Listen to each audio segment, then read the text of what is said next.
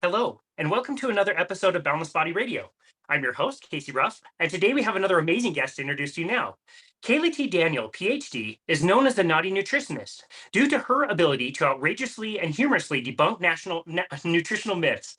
She is the co-author of the best-selling book Nourishing Broth, an old-fashioned remedy for the modern world. Her work has been endorsed by leading health experts, including Drs Joseph Mercola, Larry Dossey, and David Brownstein, among others.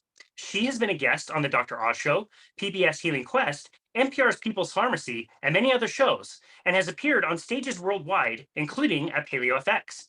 She is also the author of The Whole Soy Story, The Dark Side of America's Favorite Health Food, which we will be discussing today, thanks to one of our favorite former guests, Lierre Keith, author of The Vegetarian Myth, who strongly recommended hosting Kaayla on our show.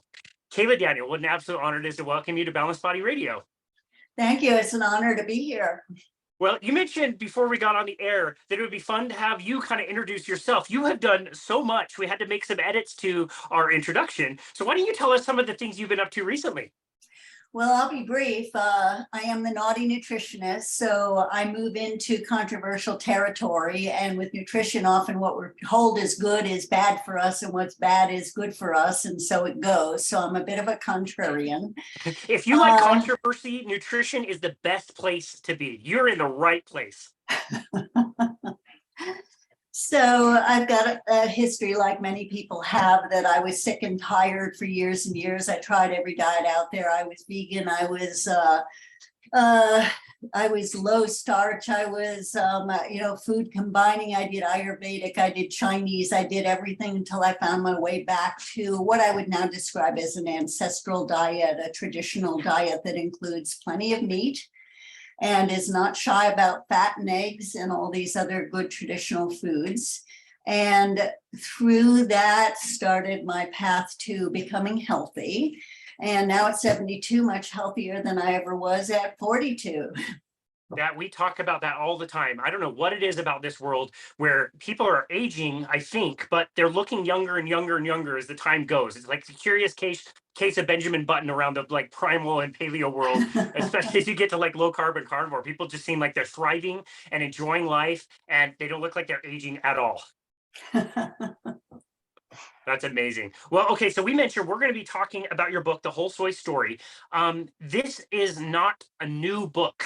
This wasn't published last year or the year before. This was 2005, I believe. Is that correct that you published your book? That's correct. It's a great book. I was able to find it. It's fantastic. You're really funny in it. I love all like the subtitles and the chapters and everything. You did a really great job with that. Let's rewind a little bit. How were you able to kind of discover this story? Because again, this was quite a while ago where I don't think a lot of people were aware of any of this that's going on with soy. Sure. Well, back in the late 1980s and through the 1990s, I was reading all of these articles about soy, the joy of soy, the soy of cooking. Soy was supposed to cure everything from cancer to ingrown toenails. It sounded like it was cheap. It was wonderful. It would solve the problems of world hunger. And I started looking into it. I mean, I wanted to believe that. I mean, wouldn't you want to believe that this inexpensive food could be such a miracle fix for everything? Well, the science didn't support that. And the more I started looking into it, the worse it was looking. And I realized this wasn't just a simple article. It wasn't even a book I could wrap up in a few months. It was going to take 4 long years. Wow. And I ended up deciding to earn a PhD in nutritional sciences, and the soy story became my dissertation. Wow. So just a version of it that was a little more academic than the book that came out. Yeah, that's so interesting. But as part of my PhD program, I really had to delve very deeply into the science, and I worked with the great lipid chemist, Dr. Mary Enig, who's the woman who courageously exposed all the dangers of trans fats. And she was on my committee and tough committee member. I had to be good. Yeah, wow, that's crazy. So that must have been interesting to take a quote unquote healthy food that you think is net positive. This is a really great and healthy thing, to then learning that, like, okay, maybe it's a neutral thing. Maybe it's not as healthy as we were told, but I think it's a whole other thing to learn that, like, no, this is a net negative. This is actively doing some really, really bad things. What was that experience like for you? It was sobering, because you want to believe most of what you're reading is accurate, or it's even coming from people who have integrity, but you discover there's very deep corruption right across the whole field of science, actually. Researchers are beholden to the soy industry or to, big pharma, the food industry, specifically the soy industry, which is absolutely huge. And that's where the research dollars are. And that's, if they want to work, if they want to hold their academic positions, they often have to please the people who have the money. Yeah. So in the good old days, before you were even born, Casey, scientists were more able to be honest scientists because they would get a job. And of course, there were always some poor scientists and good scientists, but they weren't having to look at the money all the time. So they were more likely to be honest. So some of those old studies are amazing. And when we're looking at the soy story, we have years and years of USDA scientists doing work on animals, studying soy in animals, because their task was to find a way to make soy better so they weren't killing the animals prematurely. So they liked the fact that soy was tanking the thyroid of the animals because they got fat quicker. So that was a good thing, but they wanted to keep them alive long enough to get them big and profitable. So these USDA scientists were doing some amazing work that our government supported, maybe supported for the wrong reason, but the work got done. So that's why there's so many studies on soy, so much research, much of it good research. Wow. And some of those scientists were still alive at the point I began researching this. So to be able to talk with them was a real honor. Yeah, that's incredible. Wow. Well, in your book, you talk a little bit about the history of soy, which I really appreciated, because most of us are born in this world where there's like grocery stores and there's lots of grains and there's soda shops and we can buy apples 365 days out of the year. All of those are so new to the human experience. But when they're normalized, that's the only thing you forget that they are very new things. And we don't often question, like, okay, what are these things doing to us? So if we go back in the history of soy, how long have we coexisted with soy as a foodstuff? Not very long. And that surprises people. Totally surprises people. Soy was always valued traditionally as a fertilizer. So they would grow soy between crops and plow it under.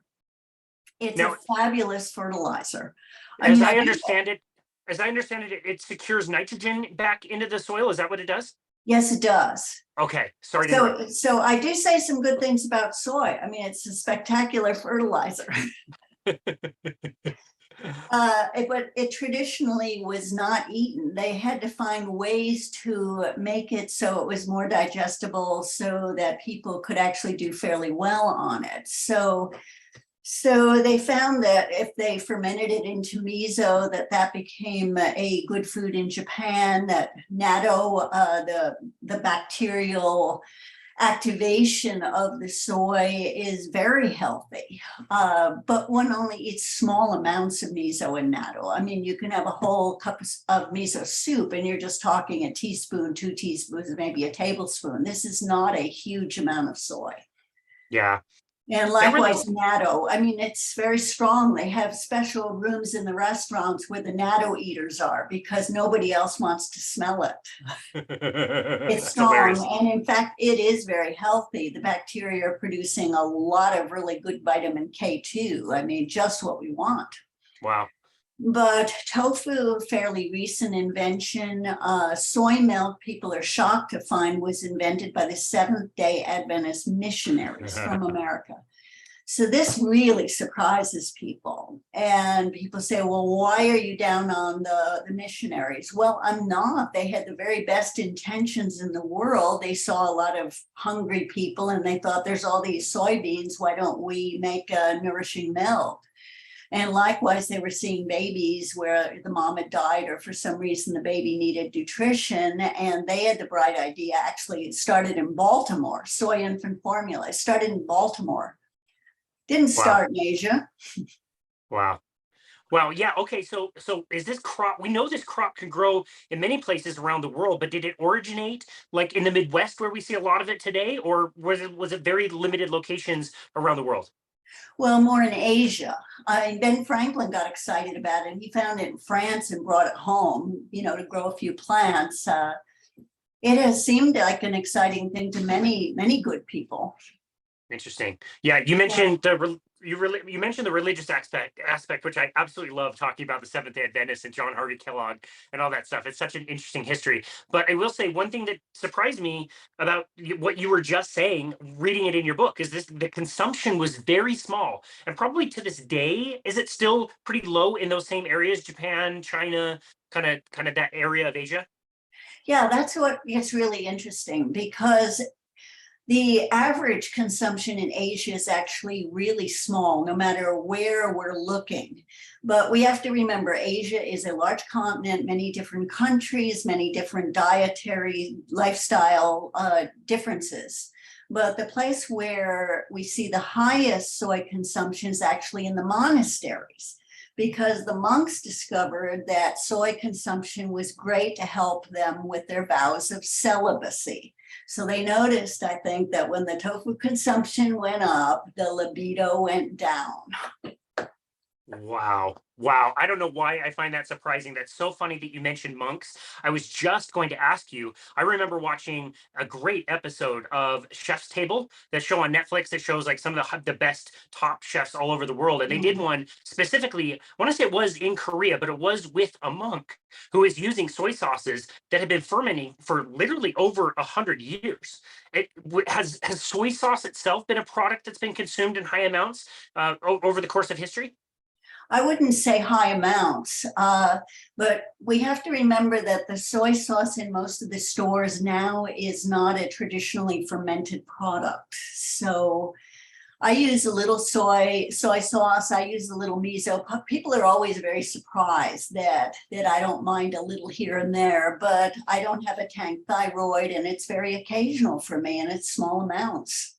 Small amounts. Yeah, I think that's the big thing. The dose makes the poison. If you're eating a lot of high oxalate foods like spinach and sweet potatoes and the beets and all these things, those can accumulate, but that doesn't mean it's in small quantities a problem for everybody all the time. I think it's better to avoid the whole thing and just eat lots of meat, like you said. But yeah, and it's interesting you're mentioning oxalates, because that's something I've been delving into recently. Very interesting topic, and the reason that so many people who don't seem to get better or doing anything else, they have to eliminate oxalate from their diet and some of these other plant toxins. So once again, we're talking plant toxins, all these things like soy, high in oxalate. Yeah, and you have a whole list of those plant toxins, which we can get into as well. But yeah, this oxalate thing, it's really come out of nowhere for me personally. And we've talked to Sally Norton, we've talked Wonderful. to Monique Attinger, who's also doing work with oxalate, and I've told both of them this is either like a nothing burger that is not really as big of a deal as you guys are saying it is, or this is a huge problem and way more people are experiencing issues from oxalate than we assume. And I'm leaning towards the latter. Yeah, yeah. And you pick the, say, low oxalate vegetables, and then you end up with the ones that are high in lectins or high in goitrogens. I mean, there's some value for sure, in my opinion, to going straight carnivore, no complications. Take your pick. Yeah. Which plant toxin do you want? Do you want the lectins?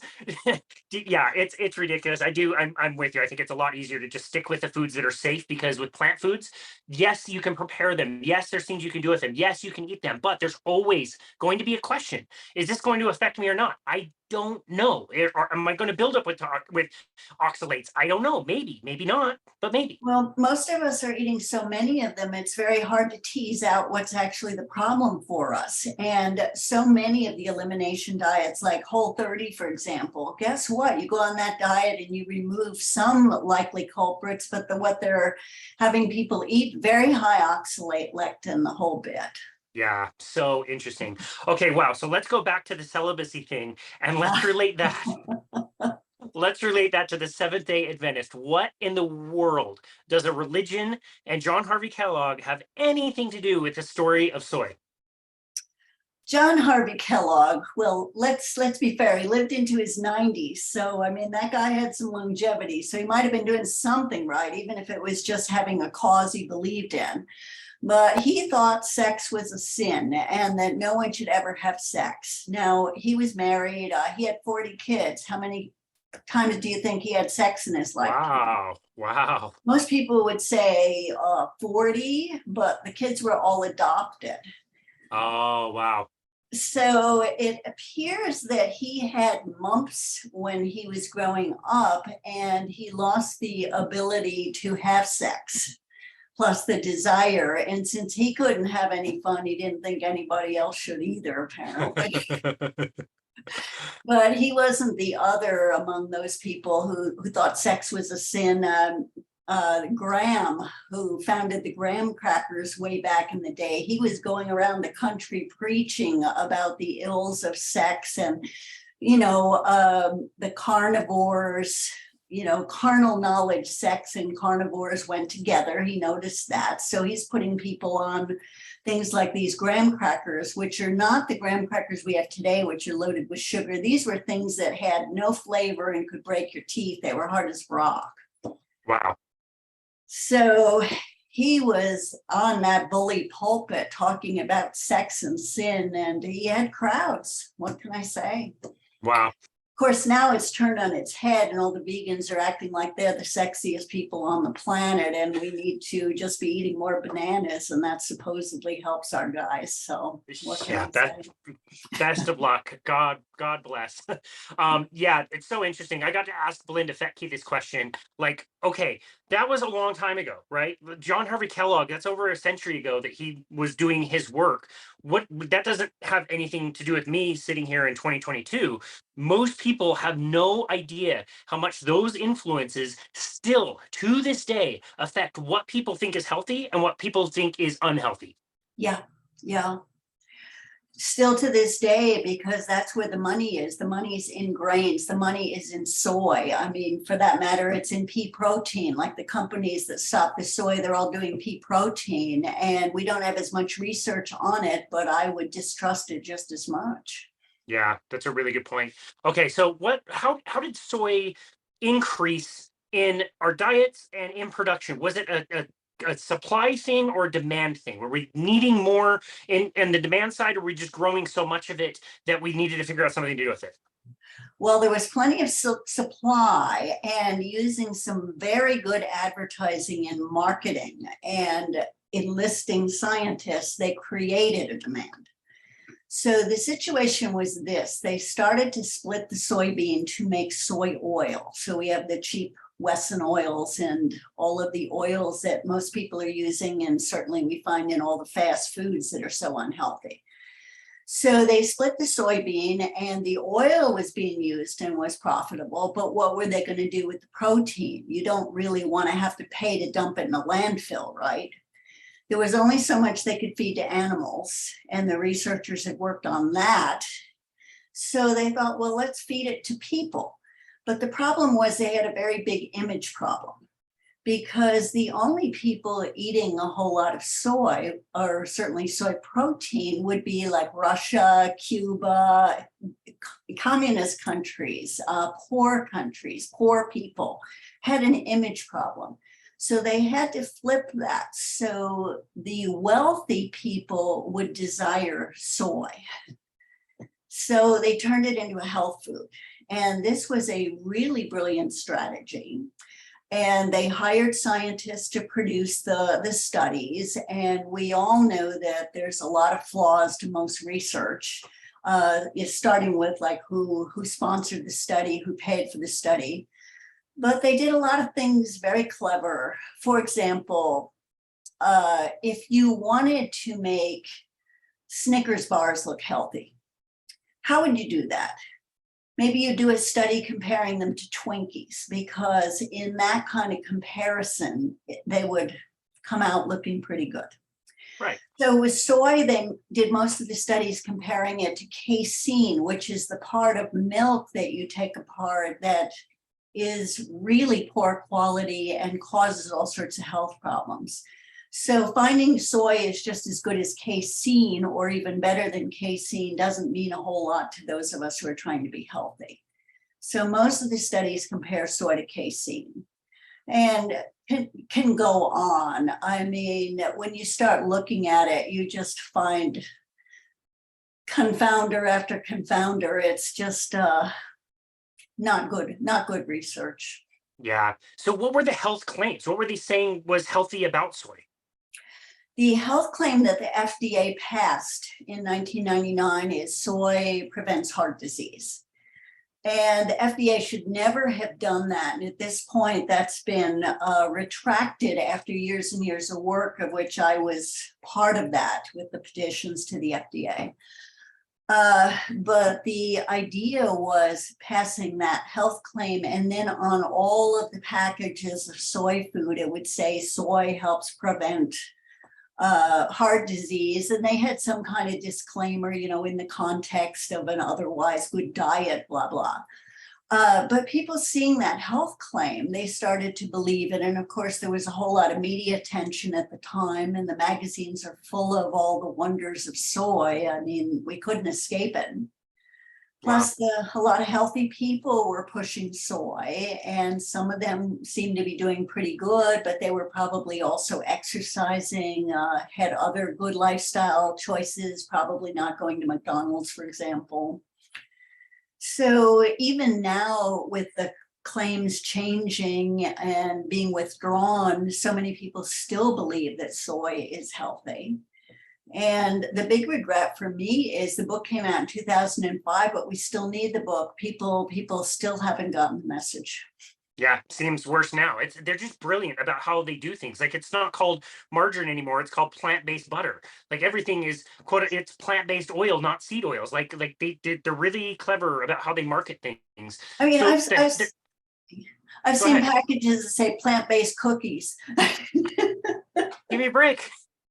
Give me a break. Yeah, it's enticing, and you know, it's empowering. People think I'm not only doing my own health a favor by choosing these products, I am doing a favor for the entire planet. I am choosing the very best foods that will help my health and help the planet, and it's ethically moral, and so it sucks. It's a really good marketing technique. It's almost like Game Changers. This is a very expensive advertisement for pea protein. It's exactly what it is. It sure is, but you know, in the fitness community going way back, I mean, all the old time bodybuilders, they all knew that soy was garbage.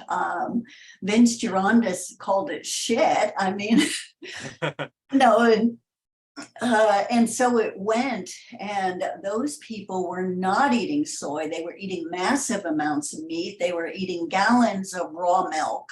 They were using gelatin, which is related to bone broth, which maybe we'll discuss in a bit. But they were not eating soy. They knew it was terrible. But somehow, even in the fitness business, so many shakes are soy-based. Yeah, I see it all the time. You mentioned the health claims in the 90s being approved by the FDA. Before that, you know, back when we were trying to increase consumption of soy, what were some of the health claims back then? Well, people were claiming it cured everything, but until that FDA health claim went through, nobody was paying attention. So the soy industry pushed for that. And after they got it, their gross sales went from well under $1 billion to $4 billion within a couple of years. It just shot right up.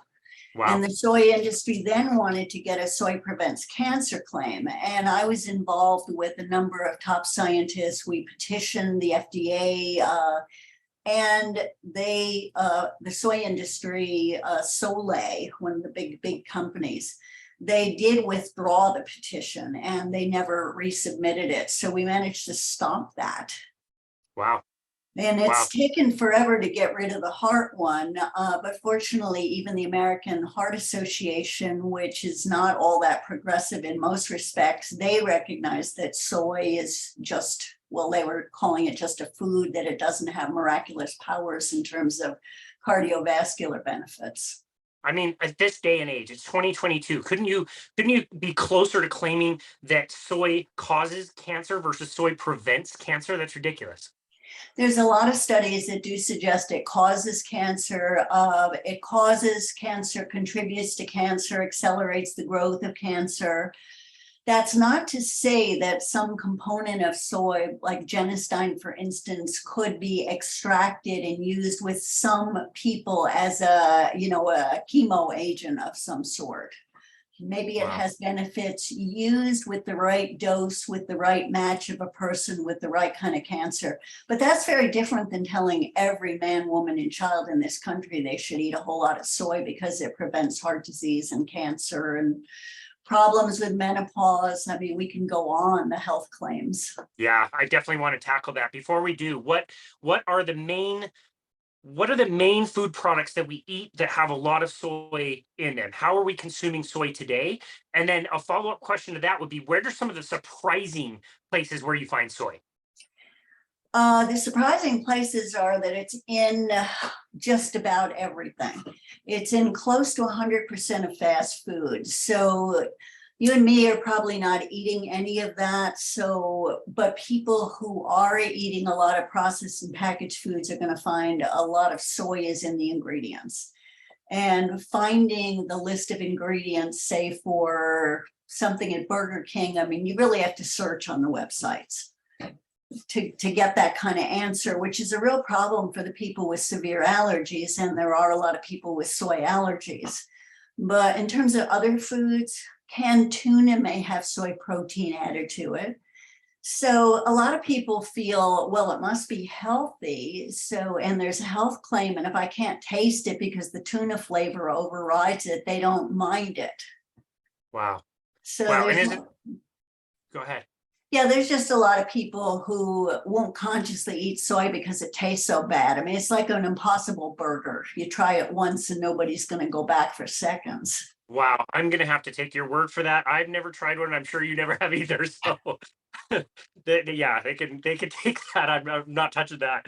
Or do we, because of the taste, do we fry anything in soy, or are those other oils? That's an interesting question. It's going to depend on the company. I would say most of the fast food chains are still using the cheapest oil possible, which would be heavily soy. However, if you go to Whole Foods Market, everything is fried up or cooked up or sauteed up in canola oil, everything. And that's a pretty bad product for us. Yeah, I will link this video to the notes. I don't know how many times I've linked this video to the notes. We talk about this one a lot, but if you watch the video, how canola oil is made from the How It's Made TV series, it is absolutely disgusting. You cannot believe that they are not using this chemical product and this oil as anything other than like gasoline or engine lubricant or something. And it's like, no, we take that and we dump it into our bodies. It's crazy. Yeah, yeah. But nobody can make a big profit with something like duck fat or butter or even coconut oil.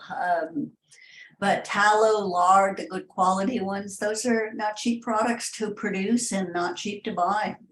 That's right. I'm glad you made that point. And this might be a good aside to talk about the different types of fats and why it matters that we choose those fats that you mentioned versus some of these other seed oils or vegetable oils. People hear the term vegetable oil, they don't really know the difference between vegetable oil or olive oil, which is more unsaturated, or something like butter or lard that's more coconut, very high saturated. Why does it matter? What are the differences between those?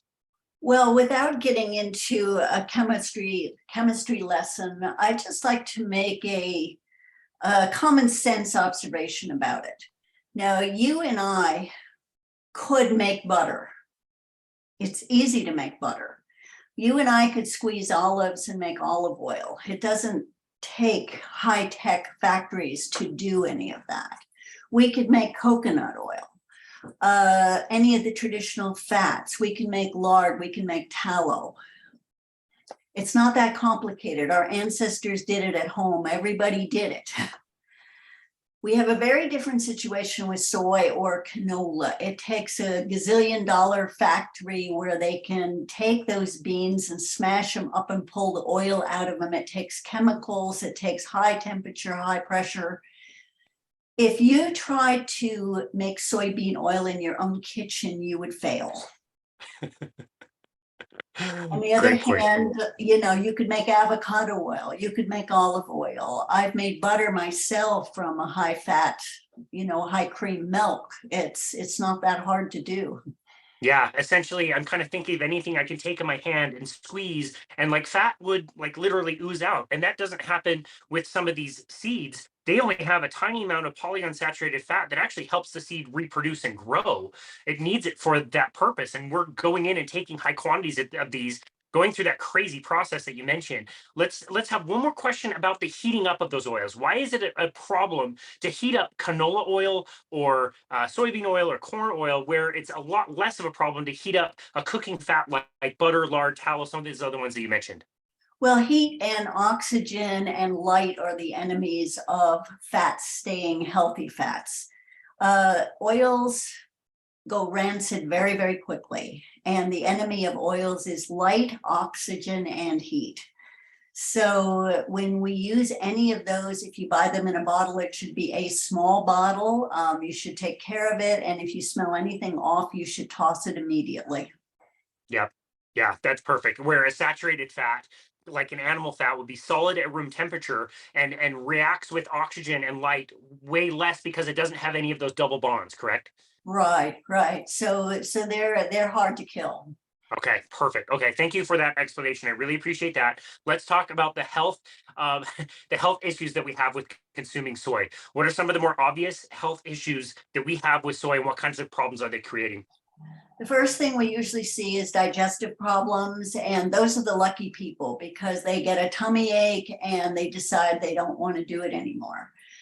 The more unfortunate people don't have that kind of reaction, and much farther down the road, they'll notice they are having, say, thyroid problems and reproductive problems, libido problems, menstrual problems, menopausal problems, many, many problems there. But they're not associating it with the soy because it's not an immediate cause and effect.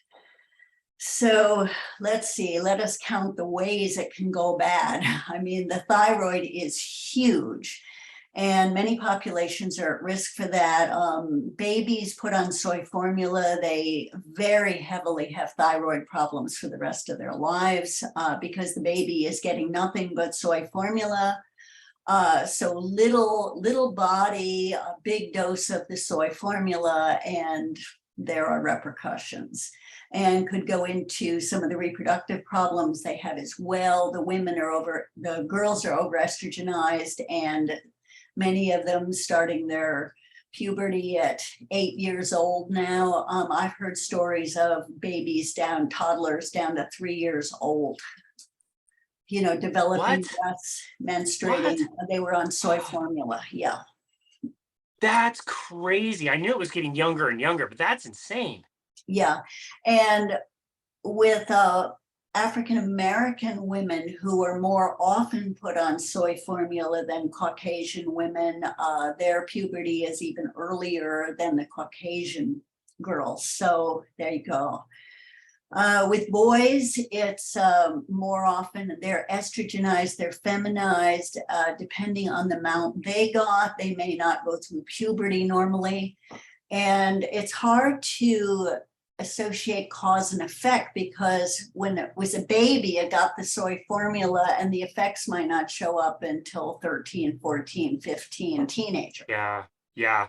So a lot of people don't know that with a little baby boy, that there are points when they have a testosterone surge that's actually equal to that of a grown man. And it's basically programming them to go from boy to man later on in life.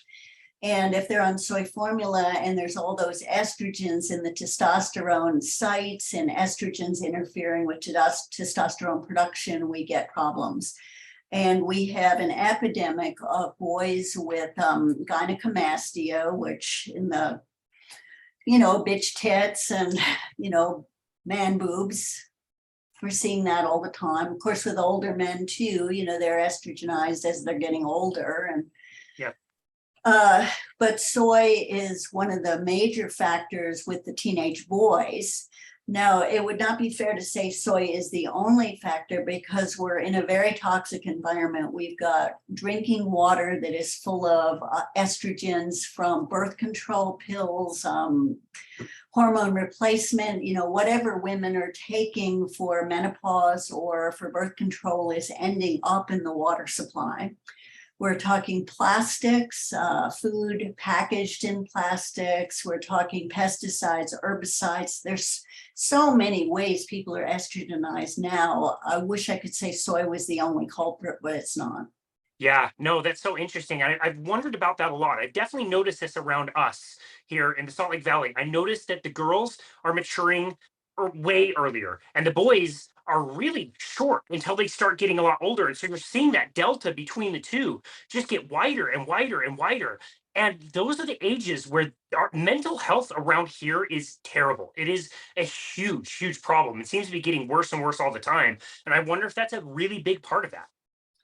It's a really big part, especially if the baby has been put on soy formula.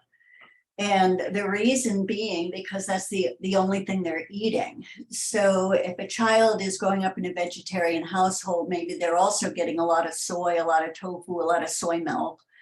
And then you get into the problems so many people are having anymore with modern dairy, with all the problems with ultra pasteurization and homogenization and factory farming cows. And there's so many reasons that people will go from something that's really bad, commercial milk, to something that's even worse, soy milk. Even worse. Wow, that's crazy. I'm going to link another video in the show notes. This concept was introduced to me much later. I don't know why it surprised me, honestly, but like the expose on Nestle in particular and what they were doing with formulas, the way they were marketing them in third world countries and literally causing the death of millions of babies from these poor families who were diluting the milk out. And I didn't realize this either until this was brought up in this video, which we'll tag. I can't forget who did it. I can't remember who did it, but we'll tag it.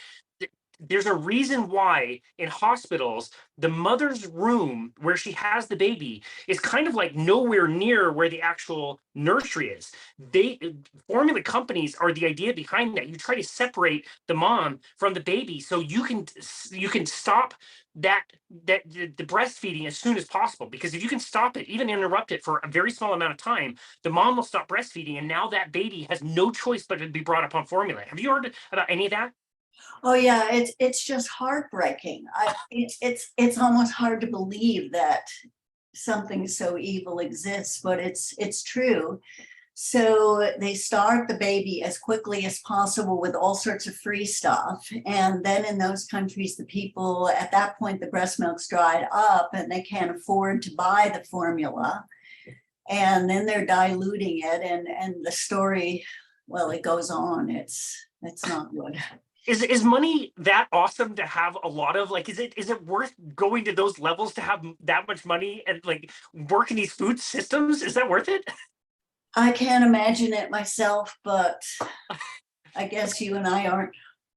That's got to be an amazing yacht or an amazing Ferrari or something. I don't know. I don't think the price of a soul is worth all of that. That's crazy. Well, when I went to some of the big soy conferences, the big symposia where they're discussing all the research, where there's a lot of papers presented, which I went to for about, 4 or 5 years. I went to the conferences. And I went in secret. Nobody there knew I was a book. Nobody knew there was a book. I was protective of my life, basically. Smart. So I went just as a dumb journalist, and I'm overhearing everybody saying all the things I needed to hear for the book. But one thing I do have to say is most of the scientists and the young people coming up, they actually believed soy could be good. They thought they were doing good things with going into this area. They were as fooled as anybody. It's just the people at the top who totally knew. Wow. Wow. Just unintended consequences. That's okay. That's crazy. So, okay. So we've gone through the history of soy. We've upped the production. We've upped the consumption. These are the health issues. What kinds of tips and tricks do you recommend for people to start to get this stuff out? Is it similar to oxalate where you need to kind of back out of it more slowly and it's a little bit harder to go cold turkey? Or is this something that you recommend that people just get off as soon as possible? Well, it's easier than the oxalate issue because if you cut out all processed and packaged foods and fast foods, right there, you're going to eliminate just about all of it. So people generally know they're eating soy if they're buying tofu or some of the, if it says soy milk, they know it's soy. So it's not hard to discover it. There's nothing tricky about that. So you can fairly easily cut out those things. Now, I've had people who basically come crying that they want the government to make soy outlawed because they're tired of going into the stores and all the time they spend reading labels. And I say, just stop. If it's got a label, don't eat it. Put the time and energy into cooking real food, which is so much better anyway. Yeah, no, I agree. When I was eating vegetables, which I don't anymore, I don't think they're health food at all. But one of the simple hacks that I made was I was buying like salad dressing from expensive places like Whole Foods and realizing like, wow, this got a lot of soy. It was very simple for me to take a blender and do like 3 parts olive oil and 1 part balsamic vinegar, blend up my own salad dressing, which was really good. I thought it tasted way better than the stuff you could buy at the store, and it didn't have any of that stuff. So you're right, like simple hacks in the kitchen can get you away from some of this stuff. Yeah, and there are more products now that are soy free.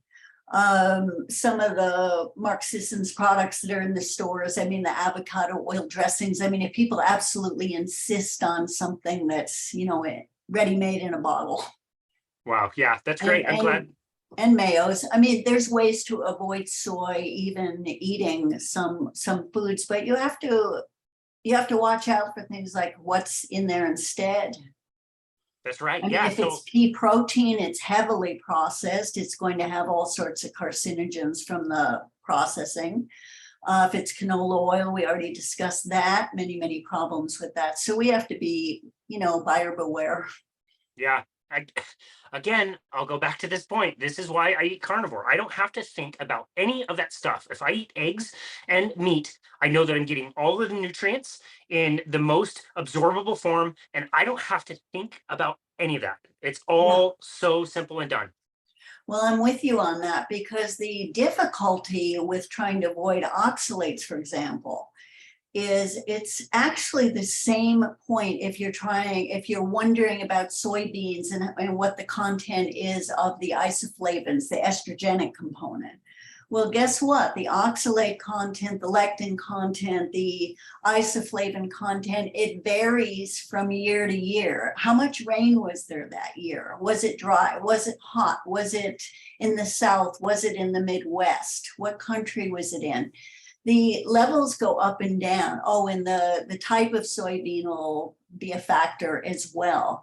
And we get the same thing. The oxalate content, you want to see it in a nice chart, but all you can do is make guesstimates. That's a really, really good point. I don't know why I hadn't considered that. That yeah, even if you're measuring it, you really just don't know year to year. Conditions change, which changes the food. So I think that's a really great point. Is there anything else before we leave soy in this conversation? Is there anything else you want us to know about soy? It would be the same thing I'd say about any so-called health food. Beware of all these promises, the silver bullets, the miracle fixes, and there's usually a whole lot of industry and money behind it. Yeah, I love that. I'm so much looking forward to Sally Norton's new book, which is coming out soon, called Toxic Superfoods, which I think is a wonderful title. Again, it's a great book. Yeah, I endorsed it. She's cool. So on the money with that. Yeah, I shouldn't have said that on the money because she's free of that kind of corruption. Right, totally. No, that's a great phrase to use. I'm so jealous you've already gotten to read it. I've got it on my pre-order, so I can't wait for that to come Good. out. And I think it's such a powerful message, because you're right. We are sold a bag of goods when we're told that throwing spinach and beets and all this stuff and pouring soy milk into our blenders in the morning is the best thing that we could do for health. And it's really wrecking people. So It is yeah. wrecking people. I work with clients, and I had a client who was spending, she'd at this point spent more than $10,000 Botoxing her vagina. You can't make this stuff up. You But can't she make would stuff. not give up her green smoothie. And oxalates are so associated with vulvar pain. And the only way she could have sex and maintain her marriage was to basically eliminate all feeling. That is astounding. But she would not consider giving up her green smoothie. That is astounding. It doesn't even taste that good. Like, come on, like you can go the rest of your life without spinach. It's really not that good anyway, unless you're Popeye. Like, come on. I know, but you think about it, the spinach, the almond milk, I mean, for that matter, beet juice. I mean, you can go on and on and on. It's a lot of high oxalate stuff.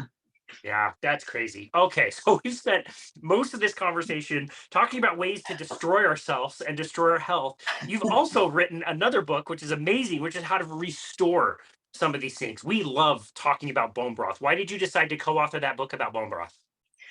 Yeah, I started researching bone broth before everybody else. I was sort of the pioneer there. I wrote a paper back in a little after 2000, actually part of my PhD program too, on proline and glycine and why these so-called conditionally amino acids were essential for good health.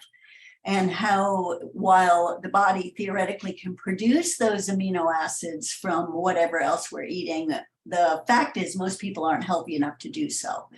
So I started looking into that, and the obvious question came, well, how can we do this with food? And that leads us to collagen, gelatin, bone broth, and basically a nose to tail diet that includes every part of the animal, including making soup out of the bones and joints and skin even. Yeah, that's awesome. Do we even know all of the things that are in bone broth? Or are we going to continue to learn about more and more of these elements and how they can help us heal? Well, we have to remember that there probably won't be any stories, any studies on bone broth because nobody can make any money on selling soup.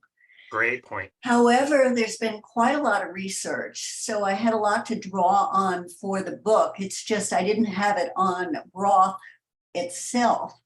I had all these amazing 19th and early 20th century studies on gelatin, and there's been studies on amino acids like glycine, proline, glutamine that are heavily in bone broth. And Dr. John F. Pruden's research on cartilage, which is a more specific type of collagen by which we can regenerate joints and heal autoimmune problems and a lot of things. So if you're making your own bone broth, you're going to get cartilage because you're going to be using a lot of joints. If you're just taking a collagen powder, it's coming from the skin and you're not going to get a full spectrum. Yeah, that's interesting. Go ahead. But the gelatin studies were fascinating. There was this old guy, Nathan Gotthofer, who spent most of his life researching gelatin. And he did a whole book on it. Could put you to sleep, but an amazing life's work. And in the 19th century, I often joke that they thought gelatin was sort of the soy protein of the 19th century. They had this idea that they could make gelatin and that could make people super healthy. It could solve the problems of world hunger. We could give it to poor people and they would gain the nutrition. And they found out that it didn't work as well as anybody hoped. So it wasn't looking good for gelatin for a bit. They had headlines like dogs died from gelatin. If you actually look at the study, which I've looked at, the problem was the dogs didn't die from the gelatin. The dogs died of starvation because the gelatin tasted so bad, the dogs wouldn't eat it. Wow. So Bit of a difference there. Bit of a difference there. Wow. But what we really found from those studies is that gelatin alone, and for that matter, bone broth alone, is not going to give you all the nutrition you need. You also need the meat, you need the organ meats. The gelatin is part of the package, it's not the whole package. Yeah, So that's a really great it's point. essential to be really healthy. But live on it alone, I don't think so. Maybe you want to do it for a little while as sort of a bone broth fast for a few days, that kind of thing. That can be useful. It can be good for healing a leaky gut, for digestive distress. A really good thing to be eating, say, if you're sick. And in the late 18th through the mid 20th century, all the cookbooks had chapters on what they called invalid cooking or convalescent cookery, where they were recommending soups and stews and gravies to help the poor sick person's faulty digestion. So is that why we moved away from using broth in the middle of the last century, like you said? Is it because canning had started and increased during the war, and that industry had kind of started up? And where did we go from consuming broth to where I was brought up on bouillon cubes? Yeah, I was brought up on bouillon cubes too. And there's an interesting story behind all that stuff. The original things that they did were done for the military, because as we went into the modern world, the armies got bigger and bigger and they couldn't live off the land. So they had to be able to carry food with them. So they were trying to find ways to dry out the gelatin, dry out the broth so they could carry it with them. And there was a lot of money put into finding ways to can broth, and ultimately there's a very interesting story there, but Campbell's soup is in the picture. And the original Campbell's soup, they took pride in healthy ingredients. One of the founders there was a very amazing chef trained in Paris, no less, who wanted only the right kinds of tomatoes, the quality. And so we had a quality product for quite a long time, but then the commercial business got into it, and we got to make everything cheap, cheap, cheap. And now it's just the Campbell soups now bear no relationship to the way they started out. Yeah, wow. Yeah, no surprise there. I know that you are more in favor of making your own bone broth, and so are we. We like to make it around here, especially as the months get a little colder. I think it's a nice, just warming sensation to have drinking broth. Are there any commercial products, broth, that you really like, or is it something that you really recommend that people do at home? Well, I think it's always good to make your own. But I have some ready-made products in my freezer, because there's always times when you say you run out of bones, you run out of time, or maybe it's 108 degrees in Texas where I live, and maybe I don't want the soup kettle going all day. That's right. So I have some. There are some good brands, but it needs to be basically frozen. And whatever the brand is, if it does not gel in your refrigerator, it's not a quality product. That's a great tip. So that's the tip. For some people that I recommend going on bone broth, I work with a lot of athletes, and their diets may have improved to the point where they're keto, or they're certainly eating meat, but they don't eat the organ meats, and they're not doing much broth. And many of them are suffering injuries, so I'm recommending broth as a way to prevent injuries and to recover far more quickly from injuries. And those people, to start, we often need to recommend some of the ready-made products just so they can taste it, so they can get started, and then bit by bit they introduce it into their own kitchens and get the knack of it. Yeah, that's amazing. There's all those amazing stories from about a decade ago, when Dr. Kate Shanahan started working with the LA Lakers and started getting them on more natural foods, including bone broth. And there was anecdote where the late Kobe Bryant rolled his ankle or busted up his ankle pretty good. I want to say it was going to be like a 6-week injury. And on the spot, they called the hotel where he was staying to tell the chef, like, start whipping up some bone broth, get this ready. And he healed up way faster, was able to play a lot more games. And he attributed that a lot to bone broth. I think that's fascinating. Yeah. Well, when my kids were growing up, I was doing karate with them because I'm not somebody who's going to just sit on my butt and watch. If I'm going to be there, I might as well do it too. And I'm 30, 40 years older than most of the people there. And nonetheless, I'm the only one who's not having joint problems, not having the knee problems, not getting the injuries. And it's Incredible. kind of sobering to see what a mess so many of these young people are. They're trying Yeah. to be fit, but they're malnourished and they're not healthy. Yep, totally. It's very easy to see just looking around. Like you can see it in people. It's really sad. So when we're making our broth, are there certain combinations of different bones we should be using? How much of the joints should we be using? Should we be throwing things like chicken skin in? How do we construct really delicious and very healthy broth? The biggest mistake I see most people making is they use a whole lot of water and maybe throw in a drumstick or two, and they wonder why they've got no flavor. So basically, you fill up the pan with the bones or the chicken carcass or whatever, so it's pretty full of the meat and the bones and the joints and the skin, and you cover that with water. And then you're going to get something that's got a pretty rich flavor. So in terms of improving the flavor and the texture and the appearance, the professional chefs will always remove the fat layer from the top, and then it's going to look better, taste better.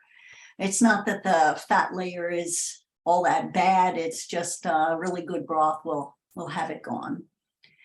And you can basically work with any kind of recipe you like. Do you like spicy flavors? Do you like it being really basic? The basic broth is a good plan. And then later, after you've got the broth, you can make a quick dinner that's a soup or a stew. Maybe you want to make minestrone. Maybe you want to make chicken rice. Whatever you want to make, you start with the broth, add the meat Yeah, and vegetables, and end up with the soup you want. yeah. If you're Maybe making, say, a vegetable soup, you don't want those vegetables cooking for 10 hours. They're going to be pretty soggy, and some of them have strong flavors. They'll ruin your broth. Yeah, that's a really good point. I'm glad that you made that point. And for people who don't choose to eat like you and I, more carnivore, like if somebody wants to have rice, a simple hack is just add broth to your rice. It makes it so much better anyway. That's a great way to get more broth in. It makes it more digestible. The flavor's better. Everything about it's better. Yeah, And that way you can have, say, a stir fry on rice you've got your collagen, you've got a little meat, you've got the vegetables if that's what you want, you've got the rice if that's what you want, and it's all just much, much better. yeah, amazing. Okay, so when I have the time and I'm thinking critically about, making bone broth, I'm going to try to find the best quality bones from the best animals that I possibly can. If I can find pasture raised, chicken, for example, I'm going to try to do that. And I'm also going to be cooking it in an actual pot on the stovetop, which takes a really long time. All of that said, like in a pinch, if I don't have a bunch of time, I know that I can go grab a rotisserie chicken and I can cut off all the meat, set that to the side, throw this carcass into an instant pot, throw some, filtered water. It's not the best. I wish I was getting spring water.